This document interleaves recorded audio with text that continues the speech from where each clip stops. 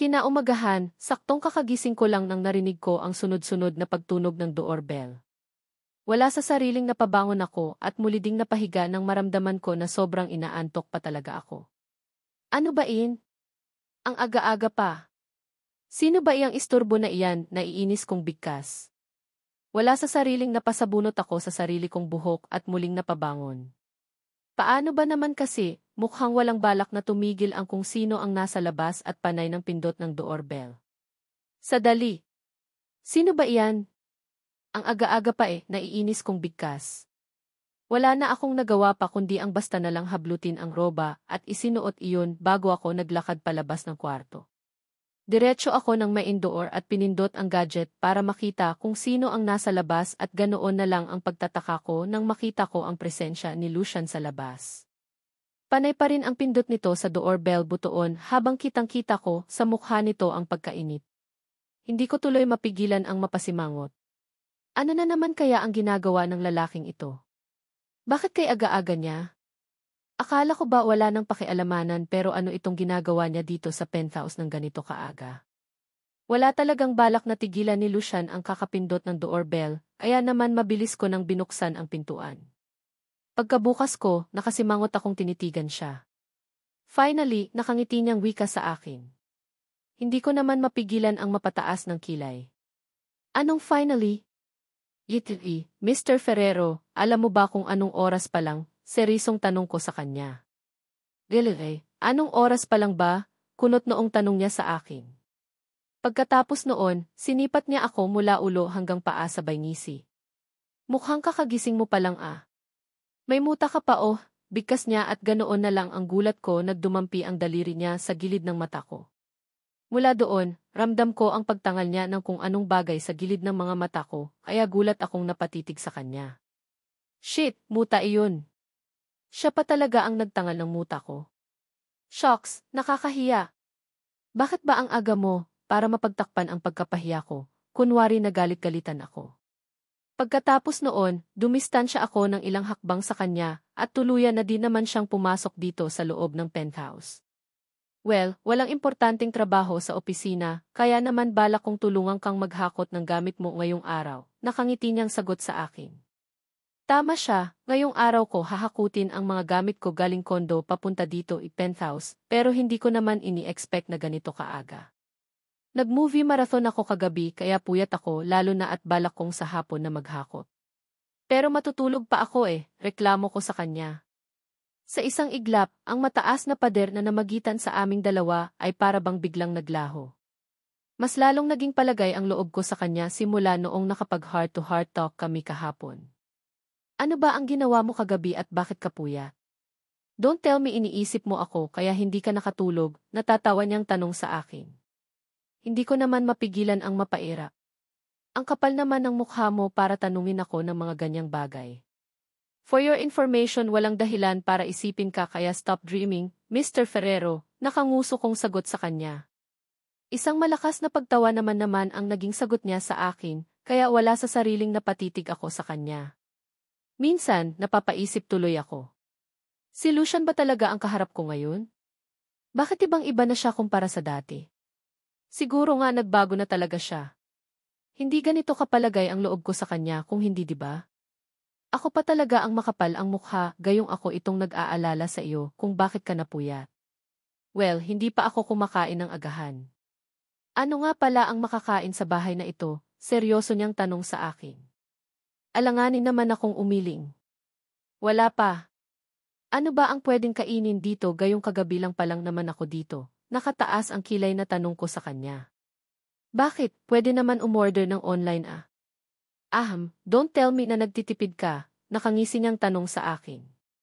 Marami akong pagkain sa kondo na hindi pa nahakot patungo dito kaya wala akong balak na bumili. Kung gutom ka, lumabas ka na muna at kumain. Balikan mo na lang ako dito mamaya, nakalabi kong sagot sa kanya. Pagkatapos noon, muli akong naglakad patungo sa kwarto. Bahala na siya, maliligo na muna ako, tapos aalis na din kami para umpisang hakutin ang gamit ko. Heist, masarap pala ang ganito, kailangan lang pala ng masinsinang pag-uusap para maging maayos ang lahat. Sana lang talaga tuloy-tuloy na ito at wala ng problemang darating pa. Sana lang talaga magtuloy-tuloy na ang pagiging mabait ni Lucian. Para naman iwas sakit ng ulo. Pagkatapos kong maligo at makapagbihis ng komportableng damit, muli akong lumabas ng silid kung saan naabutan ko si Lucian na nasa dining area na at nag-iimpisa ng kumain. Let's eat, nakangiti nitong pagyaya sa akin. Mabilis na din akong naglakad palapit sa kanya at naupo sa katapat ng upuan niya. Umorder ka ng mga foods, nakangiti kong tanong. Sinipat ko ng tingin ang mga pagkain na nasa mesa at hindi ko maiwasan na makaramdam ng tuwa nang mapansin ko na may sinangag. Filipino breakfast ang nasa hapagkainan namin ngayon. Pinabili ko ang isa sa mga bodyguards ko. Mabuti na lang talaga at malapit sa lahat itong penthouse mo. Hindi na tayo mahirapan sa pagkain lalo na mukhang tamad ka pa namang magluto, nakangisi nitong wika sa akin. Wala sa sariling kaagad ko din naman siyang pinandilatan. Bakit kasama siya sa hindi mahihirapan sa paghahanap ng pagkain? Bakit dito ba siya titira kasama ko? Hindi ako papayag. Hindi ako tamad. Nagkataon lang na wala akong time magluto, katwiran ko sa kanya. Napansin kong kaagad na napaangat ang kabilang sulok ng labi niya na para bang hindi siya kumbinsido sa naging sagot ko. Ipinakibit balikat ko na lang iyon. Bahala na siya. Okay, sabi mo eh. Kumain ka na dyan bago pa uminit ang ulo mo, natatawa niyang sagot sa akin. Muli akong napairap at inumpisahan ko na din ang kumain. Naging maayos naman ang sumunod na sandali sa pagitan naming dalawa ni Lucian. Saktong kakatapos lang namin kumain nang biglang tumunog ang doorbell. Nagtatanong ang mga matang napatitig ako sa kanya. Maliban dito kay Lucian, wala akong inaasahan na pwede kong maging bisita dito sa penthouse. I think dumating na ang mga gamit mo, nakangiti niyang sambit. Lalo naman akong nagtaka. Ano na naman kaya ang ibig niyang sabihin? Dumating na daw ang mga gamit ko. So ibig sabihin nagdesisyon na naman siya ng mga bagay-bagay na hindi niya sinasabi sa akin. Tingnan mo ang taong ito, akala ko ba hindi niya na ako pakikialaman? Well, may magagawa pa ba ako? I think wala na. Tuluyan nang nabuksan ni Lucian ang main door at isa-isa niya nang pinapasok ang mga taong inutusan niya na magdala ng mga gamit ko dito sa penthouse. Nakasya na lang akong panoorin sila. Kaunting gamit lang naman. Mga damit lang din naman karamihan kaya mabilis lang naman. Fully furnished ang nasabing kondo at talagang damit lang ang dala ko nang tumira ako doon. Hindi pa pala ako nakapagpaalam kay Safi, kaya talagang lagot ako nito sa kaibigan kong iyon. Pagkatapos maipasok lahat ng mga gamit ko, muli kaming naiwan dalawa ni Lucian dito sa loob ng penthouse. Nang muli akong napatingin sa kanya, napansin kong ingiti-ngiti na naman siya. It's ano iyan? Akala ko ba walang pakialamanan? Ano ang ginagawa ng mga gamit ko ngayon dito sa penthouse? Inutusan ba kita na hakutin ang mga iyan? Seryosong tanong ko sa kanya. Muli na naman siyang napangiti habang naglalakad siya palapit sa akin. Ayaw kitang pahirapan kaya kusa ko nang pinakuha ang mga gamit. Saka, hindi ba't sabi mo, puyat ka, nakangiti niyang tanong sa akin. Pero hindi kita inutusan, git ko. I know, pero ako na mismo ang nagkusa kaya ayos na siguro, nakangiti niyang sagot. Nga pero hindi mo sinabi sa akin, yamot kong sagot sa kanya. Okay, sorry, hindi na maulit. Ano ba ang pwede kong gawin para mapatawad mo ako? Nakangiti niyang sagot sa akin na para bang isa siyang maamong tupa. Hindi kagaya ng dati kay bilis niyang magalit. Sa isang iglap, biglang nagbago ang lahat-lahat. Bigla siyang naging mabait sa akin. Wala, pero next time huwag mo nang ulitin ha, seryosong wika ko sa kanya. Opo masusunod po, precious, nakangiti niyang sagot. Muli akong napaismid. Friends, nakangiti niyang bigkas sa bailahad ng kamay niya sa harapan ko. Hindi ko tuloy mapigilan ang matawa lalo na nang makita ko kung gaano kaseryoso ang hitsura niya ngayon. Friends pero sa isang kondisyon. Ikaw ang magligpit niyan, nakangiti kong bigkas sabay turo sa mga pinagkainan namin. Muling gumuhit ang ngiti sa labi niya na siyang dahilan na para bang na starstruck akong napatitig sa kanya. Shit, kapag mabait pala siya mas lalo siyang naging yummy. Sana ganito na lang siya palagi. Sana hindi na magbago ang ugali niya para naman hindi na ako matakot pa sa kanya. Mas gusto ko na ganito niya ako pakitunguhan. Mas gusto ko ganito siya kabait para hindi ako mailang sa kanya. Zivis, naging magaan ang buhay ko sa paglipas ng mga araw. Masasabi ko na malaki talaga ang naitulong sa akin sa pagkakasundo naming dalawa ni Lucian. Sa isang iglap, biglang naglaho ang takot ko sa kanya. Sa isang iglap, bigla din akong nagkaroon ng kaibigan sa katauhan niya. Ininsist niya na 1 linggo daw na bakasyon ang ibibigay niya sa akin dahil pumayag akong bumalik sa penthouse kung saan kami nakatira dati pero mas pinili ko ang 3 araw na leave lang. Wala din naman akong gagawin sa penthouse liban sa tumunganga at maghintay ng oras. Alam na din ni si Sapphire ang tungkol sa paglipat ko at sinabi niya sa akin na masaya daw siya sa naging desisyon ko. Dapat lang daw natirhan ko ang penthouse dahil akin naman daw ito. Regalo sa akin ni Lucian noong maayos pa ang pagsasama namin. Kaasalukuyan akong nag-aayos para sa pagpasok sa opisina nang marinig ko ang pagtunog ng doorbell. Maliban kay Lucian at Sapphire, wala naman akong ibang inaasahan na dadalaw sa akin dito, kaya dali-dali akong naglakad patungo sa pintuan at binuksan iyon. Yes, seryosong tanong ko sa lalaking napagbuksan ko. Nakasuot ito ng itim na suit at sa totoo lang, namumukhaan ko siya. Isa siya sa mga driver ni Lucian. Good morning, Chief Executive Officer Amber. Inutusan po ako ni Boss Lucian na sunduin ka para ihatid sa opisina.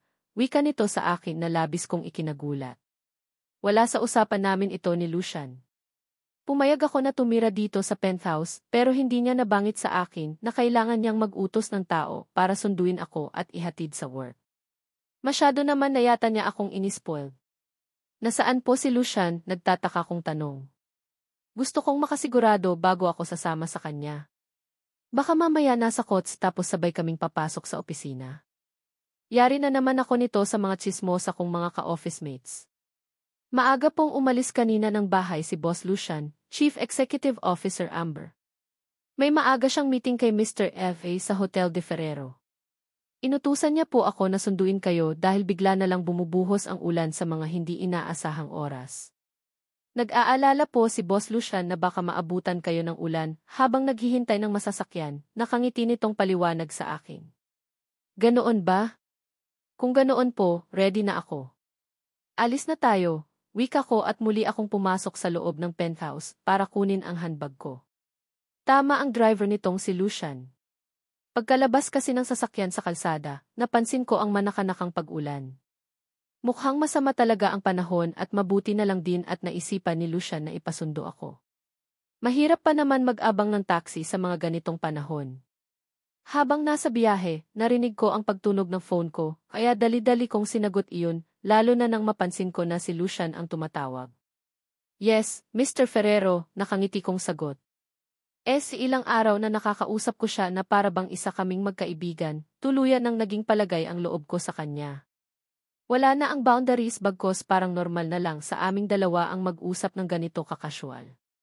Pero syempre, kapag nasa opisina kami, ibang usapan na iyon. Kailangan ko siyang ituring na boss ko. Kailangan kong ipakita sa lahat ng mga kasamahan namin sa trabaho na itinuturing kong boss itong si Lucian. Nasa kotse ka na ba? Tanong niya naman kaagad sa akin. Ramdam ko din sa boses niya ang lambing kaya feeling ko kay ganda ng umaga ko. Yes. Medyo umaambon kaya thank you dahil pinasundo mo ako sa isa mga driver mo, nakangiti kong sagot sa kanya. Well, I have no choice, hangat maari, ayaw kong mahirapan ka. Yes, by the way, after lunch pa ako makakapunta ng opisina, kaya pahahatiran na lang kita ng pagkain. Huwag ka nang bumaba ng cafeteria para kumain ng lunch, seryoso niyang wika sa akin. Ha? Bakit naman? Saka, nag-abala ka pa talaga? Lucian, kaya ko na ang sarili ko. Hindi mo na dapat pang problemahin pati ang pagkain ko ng lunch, seryosong sagot ko sa kanya. Sa 3 araw na naka-leave ako, wala din siyang ibang ginawa kundi ang padeliveran ako ng mga lutong mga pagkain. May mga stocks na ako ng mga pagkain galing sa kondo, pero hindi ko maluto-luto dahil panay ang orders niya ng mga lutong pagkain sa mga sikat at mamahaling restaurant. I insist. Na-order ko na iyon at sayang naman kung hindi mo kakainin. Yayain mo na lang si Sapphire para may kasabay kang kumain mamaya, seryosong sambit niya bago niya pinatay ang tawag. Wala na akong nagawa pa kundi ang hayaan na siya. Bahala siya. Masyado siyang maraming pera para gumastos ng gumastos sa mga pagkain ko. Dumating na ang bakasyonista. Imagine, 3 days na wala sa opisina. Ang lakas mo boy, saktong pagkaupo ko sa aking pwesto nang marinig ko na naman ang patutsada ni Susan sa akin. Alam kong ako ang pinaparingan niya dahil ako lang naman ang nag-leave ng 3 days sa aming lahat dito.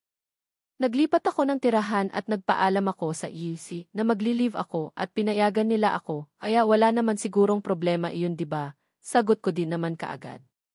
Pagkatapos noon, parang wala lang na binuksan ko na ang computer na nasa harapan ko. Ang sabihin mo, masyado ka lang kaya lahat ng gusto mo, nasusunod.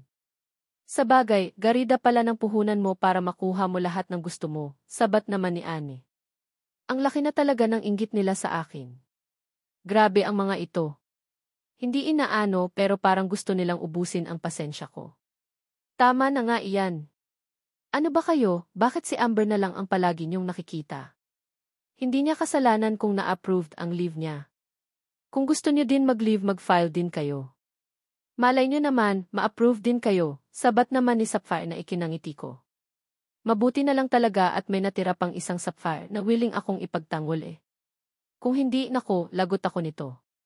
Magkabati na nga kami ni Lucian tapos ayaw naman sa akin ng mga kasamahan ko dito sa department. Hey nako, Sapphire. Kaya lumalaki ang ulo ng babaeng iyan dahil kinakampihan mo. Nakikipag-close ka dyan, baka mamaya mahawaan ka pa sa pagiging sip-sip niyan, muling wika ni Susan. Hindi sip-sip si Amber. Ano ka ba, Susan? Hindi ka naman inaano pero ang laki ng problema mo. Magtrabaho na nga tayo. Baka mamaya makarating pa kay Mr. Ferrero na wala kayong ibang ginawa kundi ang magsismisan, malilintikan pa tayong lahat eh, seryosong wika ni Sapphire. Napansin ko pang sabay na napairap si Anne at Susan pero hindi ko na pinansin pa. Ayaw ko ng gulo kaya iiwas ako hangat kaya ko. Mahigit 1 buwan pa lang ako dito sa trabaho at 1 beses pa lang akong sumahod at wala na din akong balak mag-resign, lalo na at magkasundo na kami ni Lucian. Yes, sumahod na ako noong nakaraang araw at nangako ako kay Lucian na ililibre ko siya. Hindi ko lang alam kung kailan. Baka sa weekend na lang. Mabuti na lang at hindi na nagsalita ulit sila Anne at Susan kaya naman itinoon ko na ang buo kong atensyon sa aking trabaho. Ganado ako ngayong magtrabaho dahil nakapagpahinga ako ng 3 days. Sa sobrang tutok ng mga mata ko sa harap ng computer, ni hindi ko na nga namalayan ang paglipas ng oras, napaangat na lang ako ng tingin nang bigla na lang tawagin ni Chief Executive Officer Maete ang pangalan ko. Chief Executive Officer Amber, may delivery ka, nakangiti nitong wika sa akin. Mabilis naman akong napatayo at naglakad palapit dito kung saan nasa harap ng table niya mismo ang delivery rider. Chief Executive Officer Precious Amber Rodriguez po. Paki-receive na lang po ma'am. Bayad na po ito, nakangiti nitong wika sa akin. Kaagad ko din pinirmahan ang papel na hawak niya. Thank you, nakangiti kong wika. Tuluyan ko na ding tinanggap ang delivery. Ito iyon sinabi ni Lucian sa akin kanina na kakainin ko ngayong lunchtime, kaya naman hindi ko na kailangan pang bumaba ng cafeteria mamaya. Balak ko din itong i-share kina Sapphire at Chief Executive Officer Maete. Sa muling pagbalik ko sa aking table, napansin ko pa ang nang-aarok na pagtitig sa akin nila Anne, Mary at Susan. Wala nang ibang ginawang mabuti ang tatlong ito, kundi bantayan ang kilos ko. Napansin ko din na sabay silang napaismid habang nakatitig sa hawak kong paper bag na mailamang pagkain. Lalo ko kaya silang inggitin tapos isumbong ko sila kay Lucian. It's ang sasama ng mga ugali. Sapphire, sabay na tayong kumain ha? I have food nakangiti ko pang wika kay Sapphire, sabay taas ng paper bag na hawak ko. Wow, talaga? Sige pero kanino galing iyan? Umorder ka ba? Nakangiti nitong sagot sa akin. No. May nagbigay lang, isang mabait na kakilala, nakangiti kong sambit. Mabait na kakilala or baka naman isang lalaking naakit niya na naman, sabat naman ni Suan. Talaga naman. Whatever. Basta may free food ako at masarap ito, nakalabi kong sagot sabay upo sa aking swivel chair. Nako, kaunting-kaunti na lang talaga at papatulan ko na sila. Kagaya ng naging plano ko, sila Sapphire at Chief Executive Officer Maete ang kasabay kong kumain ng lunch. Marami naman din kasi itong mga pagkain na binili sa akin ni Lucian at sobra-sobra pa nga sa amin. Kung naging mabait sana sila Mary, Anne at Susan sa akin, baka pati sila naambunan eh. After namin kumain ng lunch, dumating din naman si Lucian galing sa labas. Napansin kong medyo stress ang mukha nito at nakasimangot. Mukhang wala siya sa mood. Mukhang mainit ang ulo niya na labis kong ipinagtaka. Kanina lang, kausap ko siya tapos ngayon biglang nagbago na naman ang ihip ng hangin. Puntahan ko kaya siya sa office niya at tanungin? Baka kasi bigla na naman bumalik sa dati ang ugali niya eh. Hihi! Nasa ganoon akong pag-iisip nang bigla akong lapitan ni Chief Executive Officer Maete. Sinabi nito sa akin na pinapatawag daw ako ni Lucian. Hindi ko tuloy mapigilan ang matuwa. Kanina lang, iniisip ko na puntahan si Lucian sa loob ng opisina niya pero kusa niya na akong pinapatawag ngayon which is ver pabor sa akin. Matatanong ko siya kung bakit nakasimangot siya kanina. Sage po, Chief Executive Officer Maete. Thank you, nakangiti kong wika. Ni hindi ko na pinansin pa na nang aarok na pagtitig sa akin ng mga kasamahan kong tsismosa. Wala akong pakialam sa kanila. Huwag na huwag nilang ubusin ang pasensya at kapag mainis ako sa kanila ng sobra, isusumbong ko talaga sila kay Lucian. Diretso na akong naglakad patungo sa opisina ni Lucian. Kumatok lang ako ng 3 beses bago ako tuloy-tuloy na pumasok sa loob kung saan naabutan ko siyang nakasandal sa kanyang swivel chair at nakapikit. Lucian, tawag ko sa pangalan niya. Kaagad namang napadilat ang mga mata at direkta siyang tumitig sa akin. Precious, sambit niya gamit ang seryoso niyang boses. Walang pag-aalinlangan na naglakad ako palapit sa kanya. Ano ang nangyari? Bakit parang ang lungkot mo? May problema ba? Nakangiti kong tanong. Muli siyang pumikit sabay hilot niya sa sarili niyang sentido. Sobrang sakit ng ulo ko, seryoso niyang sambit. Parang may kung sino namang nagtulak sa isipan ko na maglakad patungo sa kanyang likuran at ako na mismo ang nagkusa na hilutin ang kanyang sentido. Yes, iwan ko ba? First time ko itong gagawin sa tanang buhay ko, kaya bahala na. Wala naman sigurong masama kung gagawin ko ito sa kanya, di ba? Makatulong man lang kahit nakaunti para maibasan ang stress na nararamdaman niya ngayon. Ang sarap, narinig kong mahina niyang sambit. Inumpisahan ko ng hagurin ang kanyang ulo gamit ang aking 2 kamay. Pinisil-pisil ko din ang kanyang sentido. You like it? Malambing ang boses na tanong ko sa kanya. Super, I really love it, mahinang anas niya habang nakapikit siya. Hindi ko naman mapigilan ang muling mapangiti. Lucian, bakit ba sumakit ang ulo mo? Baka naman nalipasan ka ng gutom kaya ka ganito ngayon. Health is wealth kaya dapat ingatan mo ang sarili mo, muli kong sambit. Nag-iingat naman ako. Nagkataon lang kasi talaga na nagtalo kaming dalawa ni David kanina, seryoso niyang bigkas. Natigilan naman ako. Kung ganoon, may nakaaway nga siya. Kaya pala todo simangot siya kanina noong dumating siya. Si David. Bakit? Nagtataka kong tanong. Naramdaman ko ang paghawak niya sa 2 kong palad gamit ang 2 niyang kamay kaya naman natigil ako sa pagmamasahe ko sa kanya. Kinausap niya ako kanina, lalaki sa lalaki at nagpaalam siya sa akin na kung pwede ka ba niya daw ligawan ulit, seryoso niyang bigkas. Kaagad namang namilog ang mga mata ko sa gulat. Hindi ko kasi talaga inaasahan na marinig ko ito mula sa bibig niya eh. Of course, hindi ako pumayag. No and never, muli niyang bigkas. Parang may kung anong mainit na bagay na biglang humaplos sa puso ko sa katagang binitiwan niya. Wala din naman akong balak na magpaligaw eh. Kahit na kay David or kahit na kaninong lalaki. Wala na akong balak pang pumasok sa isang seryosong relasyon. Sapat na sa akin na may isang Lucian na nag-aalaga sa akin ngayon as a friend. Hihi! Mabuti naman at hindi ka pumayag dahil wala din naman akong balak na magpaligaw pa kahit na kanino. Mas gusto ko na kaya ang ganito, single at walang sakit ng ulo, nakangiti kong sagot kay Lucian. Mas lalo ko nang pinag-igihan ang pagmamasahe sa ulo niya para naman ma-impress din siya sa akin. Saka, sa ganitong bagay lang ako makakabawi sa kanya. Sa sobrang dami niya nang naibigay sa akin, ito ang pagkakataon kong makabawi. Message lang ang kaya kong ibigay sa kanya ngayon. Tama ka. Huwag na huwag kang magpaligaw kahit na kanino. Hindi ka din pwedeng malapitan ng kahit na sinong lalaki maliban sa akin, narinig kong sambit niya. Hindi ko naman mapigilan ang matawa. Opo. Promise po, mas maganda kaya ang ganito, kaunti lang din ang kaibigan para walang sakit ng ulo, seryosong sambit ko. Hindi mo kailangan ng maraming kaibigan para maging masaya. Kahit ako na lang, sasapat na, nakangisi niyang sambit. Sa pagkakataon na ito, ramdam kong hindi na yata mainit ang ulo niya. Abat parang nagdahilan lang yata ang Lucian na ito eh. Teka lang, kinain mo ba ang mga pagkain na pinadala ko kanina? Seryosong tanong niya. Nakangiti naman akong tumango. Yes, pero nag-share ako.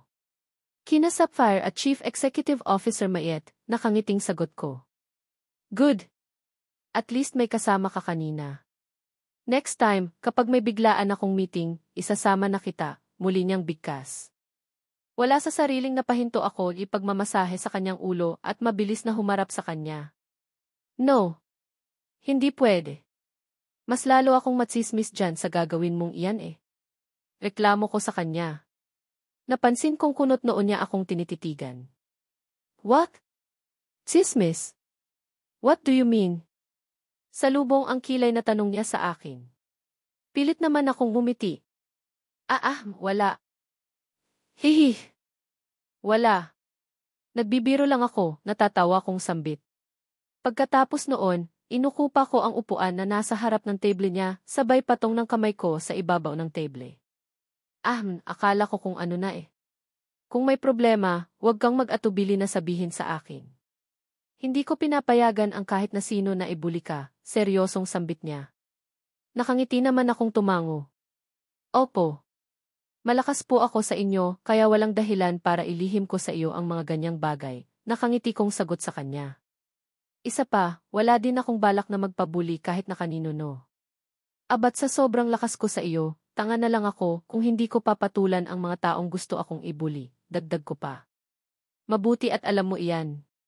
Parang tumatalino ka na yata ngayon, precious natatawa niya namang sagot sa akin. Muli din akong natawa dahil sa sinabi niyang iyon. Kay sarap pala niyang maging kaibigan kaysa maging live-in partner. Mas maganda pala ang ganito. Mas gentle din siya at ramdam ko ang pag-aalaga niya sa akin. Actually, wala akong balak na lumabas ng opisina niya ngayon. Wala masyadong trabaho at ayos lang naman siguro kung tumambay ako dito sa loob. Kaya lang, wala sa sariling napalingon ako nang may biglang kumatok pintuan ng opisina nitong si Lucian. Yes, narinig kong tanong ni Lucian sa kung sino ang nasa labas. Dahan-dahan naman bumukas ang pintuan at iniluwa si Chief Executive Officer Mayet. Sir, nandito po sa labas si Chief Executive Officer Jolina. Gusto daw po kayong makausap, wika ni Chief Executive Officer Mayet. Napansin kong kaagad na nagsalubong ang kilay ni Lucian, kaya naman hindi ko mapigilan ang mapataas ang kilay. Si Jolina noong nasa probensya pa ako at nag-aaral, nababalitaan ko na ang tungkol sa Jolina na iyan. Nalilink na siya kay Lucian pero wala namang matibay na basehan. Sa mahigit na 1 buwan kong pagtatrabaho dito sa kumpanya ni Lucian, ngayon ko lang din narinig na dumalaw ang babaeng iyon dito sa opisina niya. Nasa appointment list ko ba siya? Seryosong tanong ni Lucian kay Chief Executive Officer Mayet. Tahimik lang din naman akong nakaupo at hinihintay ang mga sumunod na kaganapan. Nagmumukha na akong tsismosa sa kanto dahil excited ako na makita din si Jolina ng malapitan. Wala po sir. Hindi po siya kasama sa appointment list niyo ngayong araw, sagot naman ni Chief Executive Officer Mayete. Ramdam ko ang kaba sa boses nito kaya at hindi ko siya masisisi. Lalo na at bigla na namang sumeryoso ang mukha ni Lucian habang kausap siya. Kung wala sa appointment list, hindi ko siya mahaharap at alam mo iyan noon pa.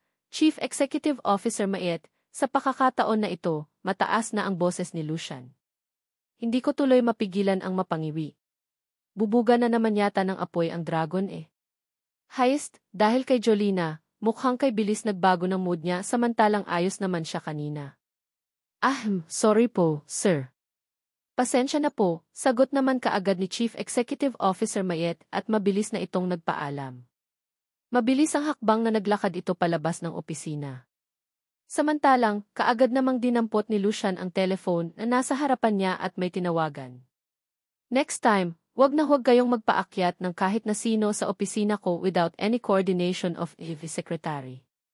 Naiintindihan niyo ba? Pasinghal na wika ni Lucian ikausap niya sa kabilang linya. Mukhang direkta niyang tinawagan ang reception area sa ibaba. Yes said, hindi pala welcome si Jolina dito sa opisina pero ang lakas ng loob ng umakyat. Jolina, is your girlfriend, right? Nakangiti kong tanong kay Lucian pagkatapos nitong makipag-usap at magalit habang kausap sa telepono ang nasa reception area. No. Sino naman ang nagsabi sa iyo na girlfriend ko ang babaeng iyon? Nakataas ang kilay na sagot niya. Hindi ko naman mapigilan ang matawa. Kung kanina, galit na galit siya habang kausap ang receptionist, bigla yatang nagbago ang ihip ng hangin. Hindi ko na siya nakikitaan ng galit bagkos kalmado na siya. Wala lang, minsan ko kayong nakita na nagdi-date doon sa restaurant, kung saan ako nagpa-part-time before, kaya akala ko talaga jowa mo siya, natatawa kong sagot. Ewan ko ba, bigla akong nakaramdam ng kaginhawaan ng kalooban sa kaalaman na wala siyang relasyon kay Jolina. So ibig sabihin, walang umaali-aligid na ibang babae dito kay Lucian kundi ako lang. Ako lang din yata ang friend niyang babae. Malabo kong maging girlfriend ang babaeng iyon dahil sa pangalan ko lang siya kilala. Hindi ko din siya nakakausap kaya tigilan mo na ang kakaisip ng kung ano paman, salubong ang kilay na sagot niya sa akin. Hindi ko naman mapigilan ang mapaismid. Hindi mo siya girlfriend pero may nangyari sa inyong dalawa, lakas loob kong tanong. Ang magkakaibigan ay dapat open book. Walang sekre-sekreto dapat sa isa't isa. Nope. Wala. Wala. Teka lang, bakit ka nagtatanong ng mga ganitong bagay? Bakit parang interesado ka yata sa sex life ko? Puno ng pagtataka sa boses niya na tanong sa akin. Hindi ko naman mapigilan ang matawa. Bakit nga ba? Kasi po, kilalang kilala kita. Hindi mo kayang mabuhay na walang babae sa paligid mo. Sagot ko din naman na nilakipan ko pa ng tono ng aasar ang boses ko. Muling napataas ang kilay niya sa sinabi kong iyon. Ah, ganoon. Kaya pala. Well, precious, dati iyon. Nagbago na ako ngayon. Hindi na ako mahilig sa mga babae at presenya mo lang, sapat na sa akin, nakangiti niyang wika sabay kindat. Hindi ko naman mapigilan ang matawa sabay tayo. Shit, kinikilig ako sa sinabi niya at wala na akong balak pang magtagal dito sa loob ng opisina niya. Baka kasi kung saan pa mapunta itong pag-uusap naming ito eh. Yes ewan ko sa iyo. Hindi ka panipaniwala, sagot ko naman at naglakad na ako patungo sa pintuan ng kanyang opisina. Hey, where are you going?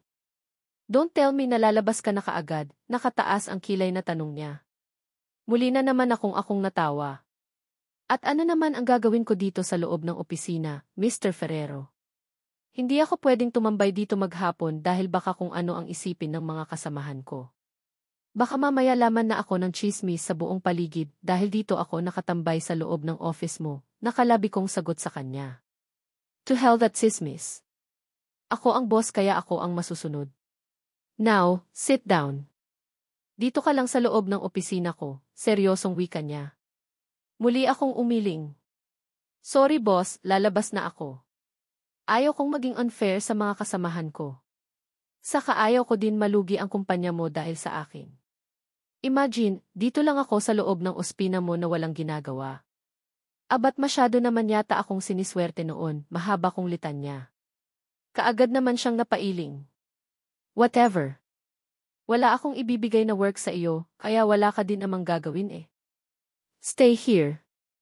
Stay beside me para naman may makakausap ako. Seryosong wika niya pero hindi ko na siya pinakingan pa.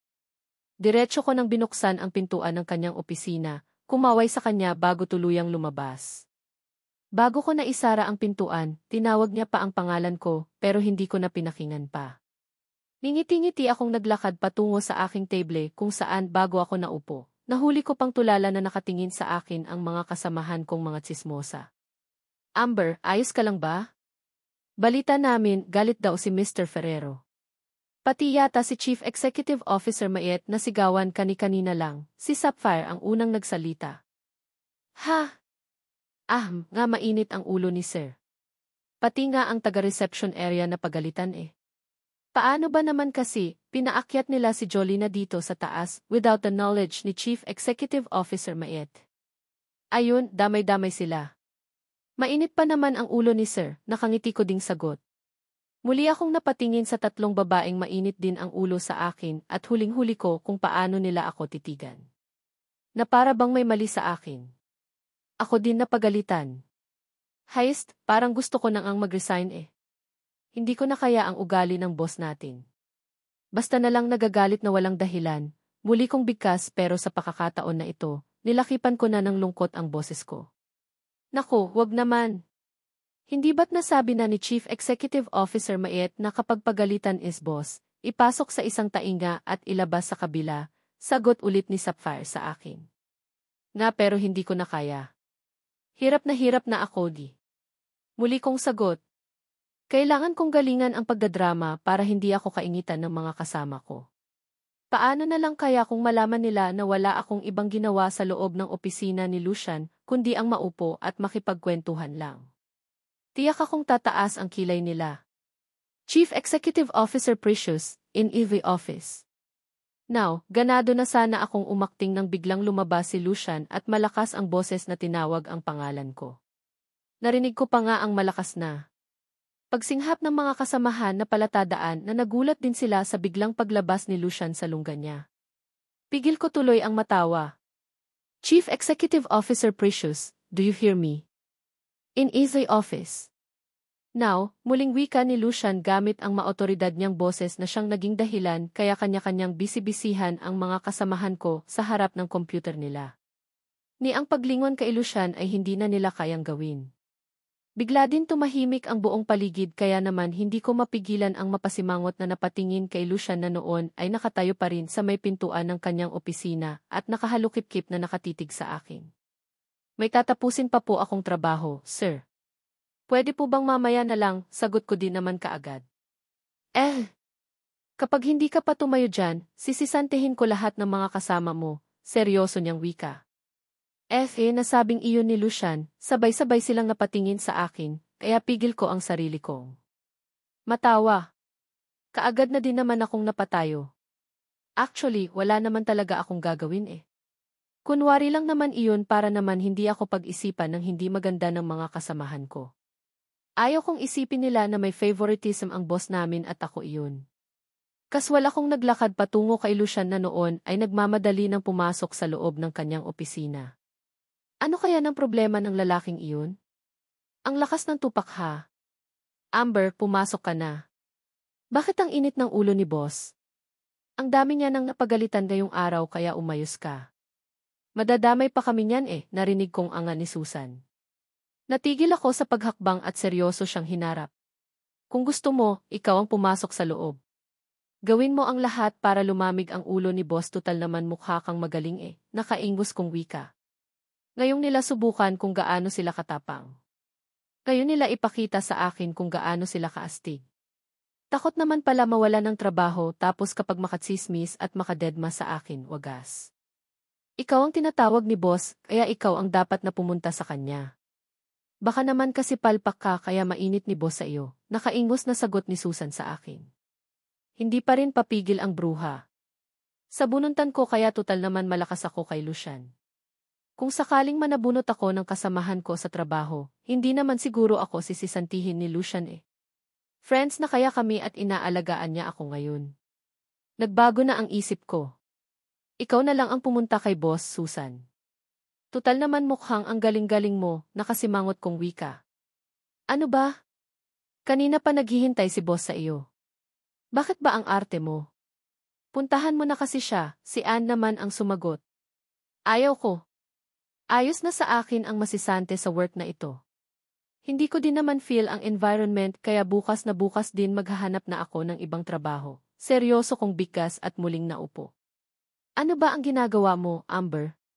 Kung hindi mo mahal ang trabahong ito, huwag mo kaming idamay. Hindi mo ba narinig ang sinabi ni boss kanina? Hindi siya nagbibiro. Tatangalin daw tayong lahat, sabat naman ni Mary. Hindi ko naman maiwasan na mapangisi. Kung tangalin, di tangalin. Hanap ng ibang trabaho. Problema ba iyon, nakataas ang kilay na sagot ko. Naamod ako ngayon para mang-asar kaya naman humanda sila. Tatakutin ko muna sila. Mabilis para sa iyo na sabihin iyan dahil mabilis ka lang makahanap ng trabaho. Paano naman kami, seryosong sagot ni Susan. Sa pagkakataon na ito, kitang-kita ko na ang kaba sa mukha niya. Lihim naman akong natawa. Nang Mapatingin naman ako kay Sapphire, nag-thumbs up pa ito sa akin, kaya naman hindi ko na mapigilan ang mapangiti. Chief Executive Officer Amber, tumawag ulit si Sir Lucian. Kanina ka pa hinihintay sa loob ng opisina. Puntahan mo na baka mas lalong uminit ang ulo, sabat naman ni Chief Executive Officer Mayete. Mukhang nakabawi na ito kanina sa pananabo ni Lucian at ayos na ulit ngayon. Heist, mahilig pa rin si Lucian manigaw ng mga empleyado niya. Akala ko talaga nagbago na siya eh. Dahil si Chief Executive Officer Mayet na ang nagsalita, muli akong tumayo at naglakad patungo sa pintuan ng opisina ni Lucian. Hindi na ako kumatok pa at diretsyo na akong pumasok sa loob. Alam ko naman kasing kanina pa ako ini-expect nitong pasaway na si Lucian eh. Ano na naman kaya ang pag-uusapan namin? Hindi ba siya busy? Wala ba siyang importanteng trabahong gagawin at ang dami niyang oras para makipag-usap sa akin? Lucian, ano na naman ito? Bakit ba puro ka na lang tawag ng tawag? Seryosong tanong ko kay Lucian pagkapasok ko dito sa loob ng opisina niya. Nakaharap siya sa kanyang computer at halatang may trabaho siyang ginagawa, pero nang marinig niya ang boses ko, kaagad siyang nag-angat ng tingin at direktang tumitig sa akin. Akala ko hindi ka susunod sa gusto ko eh. Dito ka lang sa opisina ko. Nakita mo ba ang mini-ref na iyan, maraming pagkain dyan? Magmeryenda ka muna habang hinihintay ang mga pagkain na pinabili ko kay Chief Executive Officer Mayete. Seryoso niyang wika sa akin. Hindi ko tuloy mapigilan ang mapataas ng kilay. Pinapasok niya lang ako dito sa loob ng opisina niya para pamyendahin. Saka anong sabi niya, nagpabili na naman siya ng pagkain kay Chief Executive Officer Mayet Gayong. Feeling ko nga hindi pa natunaw ang mga pagkain na kinain ko kanina eh. Abat masama ito. Bakit feeling ko gusto yata akong palubuhin nitong si Lucian ah? Busog pa ako eh. Lalo akong aantukin sa ginagawa mong iyan, Lucian eh, reklamo ko sa kanya. E di matulog ka. Problema ba iyon? Seryosong sagot niya naman sa akin. Hindi ko tuloy mapigilan na mapasimangot. Oras ng trabaho tapos patutulugin mo ako. Ang sama ng ugali mo. Kung alam ko lang na wala naman pala akong gagawin ngayong araw, ini-extend ko na lang dapat ang leave ko eh, reklamo ko sa kanya. Alam mo, ikaw lang yata ang taong kilala ko na gustong-gusto magtrabaho kahit ayaw pagtrabahuin. Malapit na ang oras ng uwian at alanganin na kung papasahan pa kita ng trabaho. Baka hindi mo matapos on time.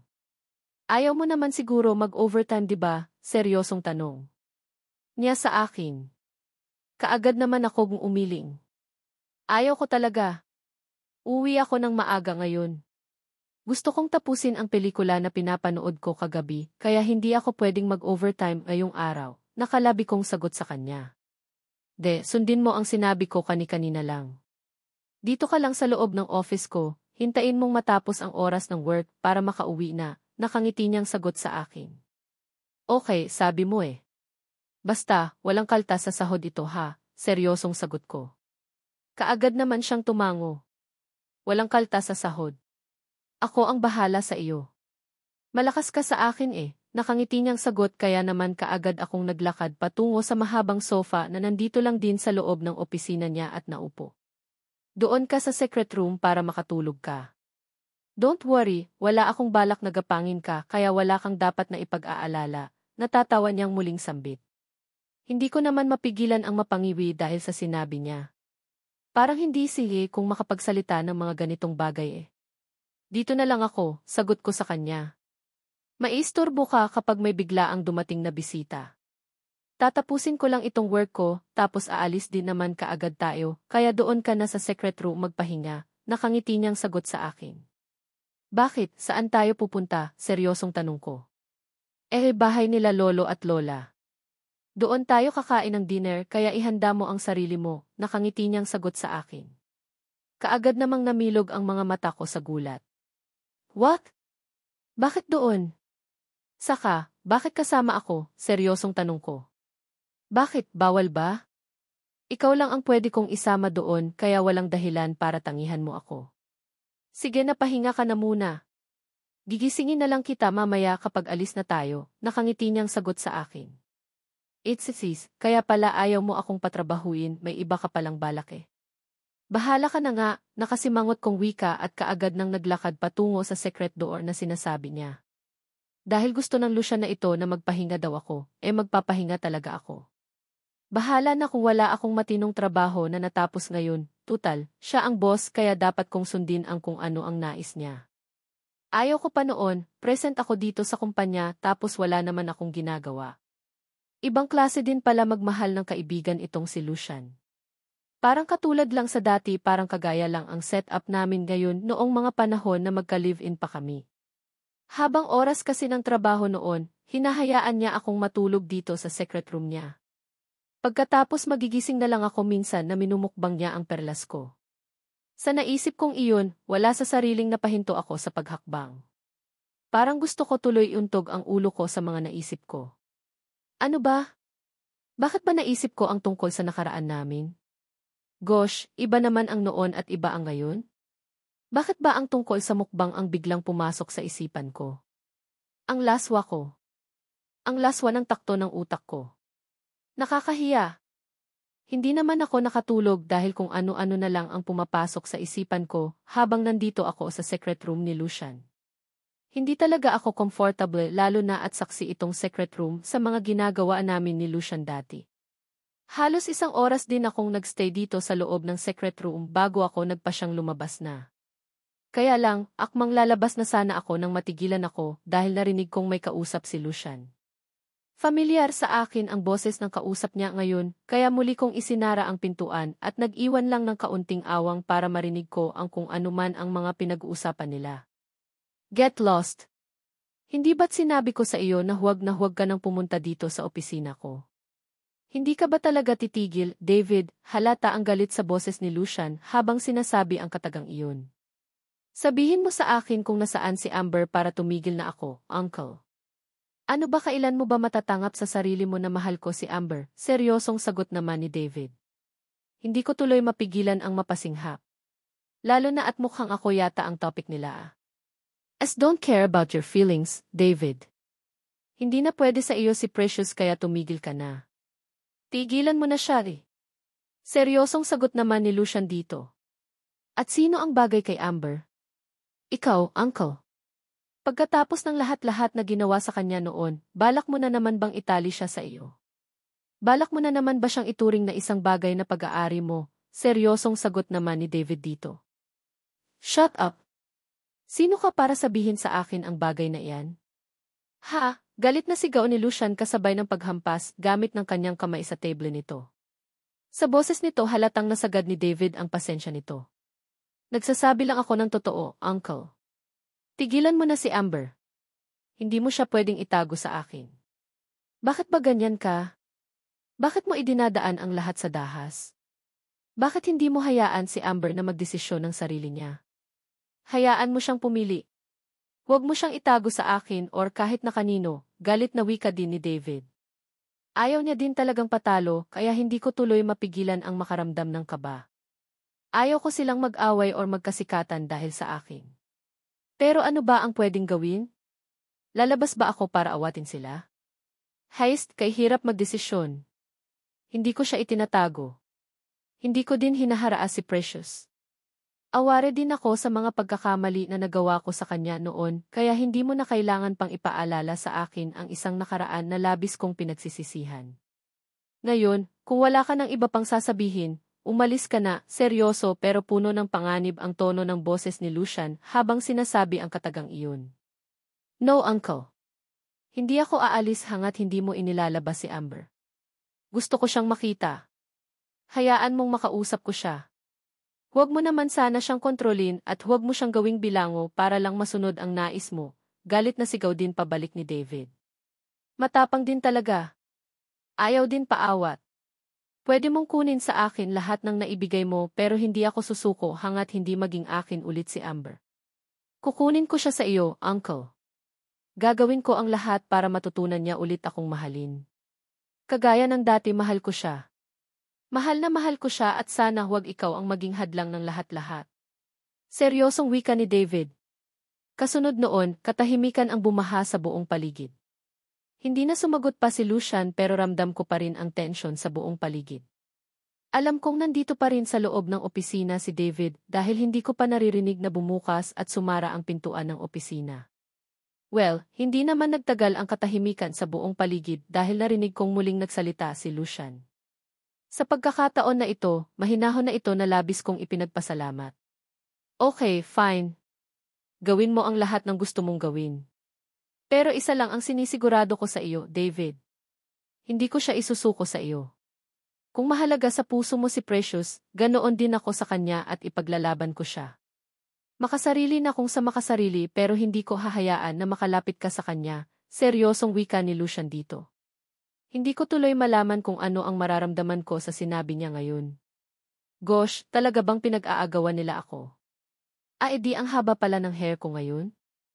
May the best man win, Uncle. Huling katagang narinig ko mula kay David bago ko narinig ang pagbukas sara ng pintuan ng opisina. Palatandaan na umalis na siya. Mabuti na din kung ganoon. Baka kasi kapag magtagal pa siya dito sa opisina ni Lucian, magkasikatan pa silang magtiuhin. Heist, hindi yata nakakatuwa ang ganito. Ano ba ang nakain nitong si David at bakit gusto niya na naman ako ngayong ligawan? Hiwalay na kami tapos gusto niyang ibalik ang relasyon namin na malabo nang mangyari. Ayaw ko na sa kanya. Simula noong naghiwalay kami, tuluyan na ding naglaho ang pagtingin na nararamdaman ko sa kanya. Hindi na kami pwede at wala na din akong balak pang tumangap ng manliligaw. Nako, talaga naman. Kay hirap ng ganito. Siguro, didikit na lang ako palagi kay Lucian para hindi na ako na malapitan pa ng David na iyon kahit kailan. At least kay Lucian, naging palagay na ang loob ko sa kanya at nangako na siya sa akin na hindi niya naulitin ang mga nagawa niyang pagkakamali noon. Saka, ngayon pa ba ako iiwas kay Lucian gayong ramdam ko ang pag-aalaga niya sa akin? Ayaw ko nang mag-isip pa ng mga negatibong bagay at sa lahat ng mga lalaki dito sa mundo, si Lucian pa rin ang pipiliin ko. Sinaktan niya man ako noon, pero nagbago naman siya ngayon at pinaramdam niya sa akin kung gaano ako kahalaga. Sa naisip kong iyon, dali-dali akong bumalik ng kama at nahiga. Mamaya na lang ako lalabas para isipin ni Lucian na hindi ako aware sa pagdating ni David kanina. Ayaw ko nang magtanong patungkol doon at ayaw ko na ding pag-usapan pa iyon. Sa paghiga ko ng kama, hindi ko natuloy na malayan pa na nakatulog na pala ako. Muli akong nagising na feeling ko hindi. Na ako nag-iisa sa silid at nang imulat ko ang aking mga mata, hindi ko pa nga maiwasan na magulat nang una kong masilayan si Lucian. Dali-dali tuloy akong napabangon sa gulat. Hala, anong oras na? Napasarap yata ang tulog ko, bigkas ko at dali-dali kong tiningnan ang suot kong relo at ganoon na lang ang gulat ko nang mapansin ko na halos 7:00 na ng gabi. Yes, gabi na pala at hindi ko man lang namalayan. Napahimbing ako sa pagtulog which is sobrang nakakahiya dito kay Lucian. I'm glad dahil nakatulog ka ng maayos, nakangiit nitong wika sa akin. Naku, sorry Lucian. Napasarap ang tulog ko. Teka lang, hindi ba't may pupuntahan tayo? Seryoso kong tanong sa kanya. Sobrang nagigilty talaga ako. Ano ba ang nangyayari sa akin? Bakit ba naging palagay ang loob ko sa silid na ito at napahaba pa ang tulog ko? It's okay. Cancelled na iyon kaya naman hindi na kailangan, nakangiti niyang sagot sa akin. Hindi naman ako nakaimik. Sobrang nagigilty pa rin ako dahil alam kong late na siguro kaya cancelled na. Sabagay, bakit kasi hindi niya ako ginising? Cancelled na. Kung ganoon, wala na tayong pupuntahan ngayong gabi, casual kong tanong sa kanya. Kaagad naman siyang tumango. Kung ganoon, pwede ko na palang tuparin ang pangako ko sa iyo na ililibre kita, tanong ko sa kanya. Napansin kong kaagad namang nagsalubong ang kilay niya. What do you mean? Seryosong tanong niya sa akin. Naisip ko lang, hindi ba't nakapangako ako sa iyo na ililibre kita sa unang sweldo ko? Sumweldo na ako kaya pwede na kitang ilibre ngayon, nakangiit kong sagot. Well, talaga? Aba at hindi ko tatangihan iyan, nakangiting sagot niya. Hindi ko tuloy mapigilan ang makaramdam ng kilig. Imagine, pumayag siya. Nang ganoon kabilis? Kung ganoon, ano pa ang hinihintay natin? Tara na, ngiting-ngiti kong sagot sa kanya. May idea na ako kung saan ko siya dadalhin at excited na akong makita kung ano ang magiging reaction niya. Well, let's go. Excited na ako. Kung nagkataon, first time ko itong maranasan na may nanglibre sa akin, nakangiti niyang sagot. Nagpatiunan na akong naglakad sa kanya palabas ng secret room. Mukhang kaming dalawa na lang ni Lucian ang naiwan dito sa opisina. Napansin ko pa nga ang bag ko na nakapatong sa ibabaw ng table niya, kaya dali-dali kong dinampot iyon at nagpatiuna ng naglakad palabas ng opisina. Katahimikan ang bumungad sa akin. Nakauwi na nga lahat ng empleyado at kaming dalawa na lang yata ni Lucian ang naririto. Yes, imagine, kaming dalawa na lang ni Lucian ang naririto pero ni kahit nakaunti, wala akong naramdamang takot. Alam ko sa sarili ko na hangat kasama ko siya, safe ako. Alam kong hindi ako papabayaan ni Lucian at hindi siya gagawa ng mga bagay na muli akong masasaktan. Panghahawakan ko ang pangako niya sa akin na babawi siya sa lahat ng mga kasalanan na nagawa niya sa akin noon at alam kong tutuparin niya iyon.